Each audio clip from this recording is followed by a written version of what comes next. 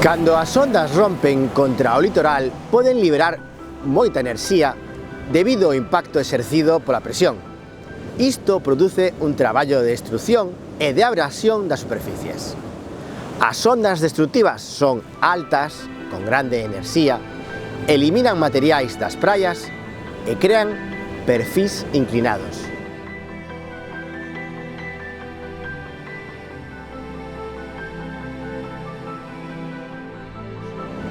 A forza da ondada crea formas litorais entre as que destacan os cantís,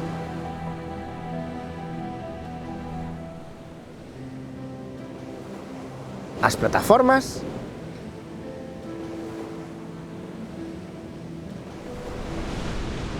e os coídos.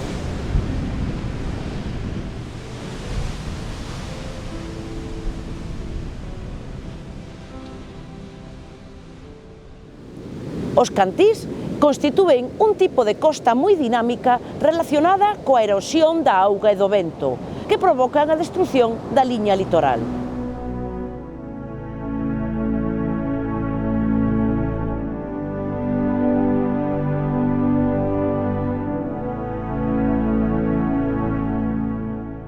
A súa formación depende da forza coa que a auga actúe, o tipo de costa sobre a que incide e os procesos tectónicos.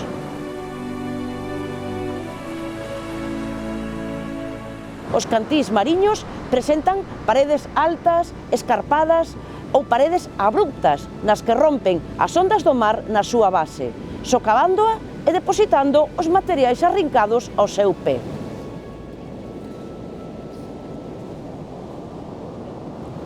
Isto produce unha intensa erosión que conleva a formación de covas, furnas, arcos, illotes e farallóns.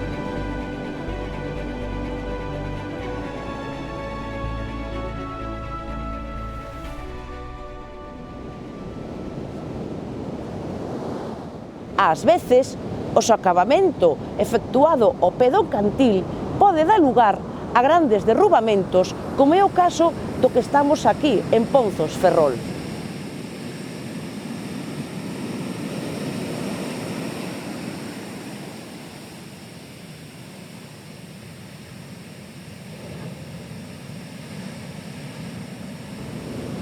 Os ataques continuos da auga fan que os cantís retrocedan deixando unha plataforma lixeiramente inclinada cara ao mar.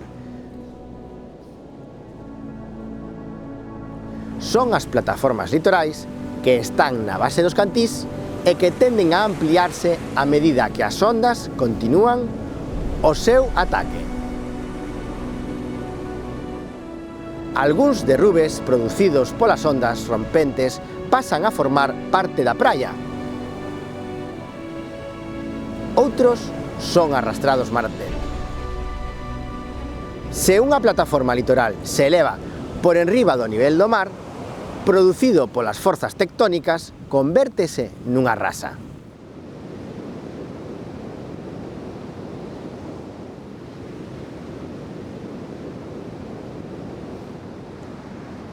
Nas zonas baixas, que están moi expostas á enerxía do mar, aparecen os coídos.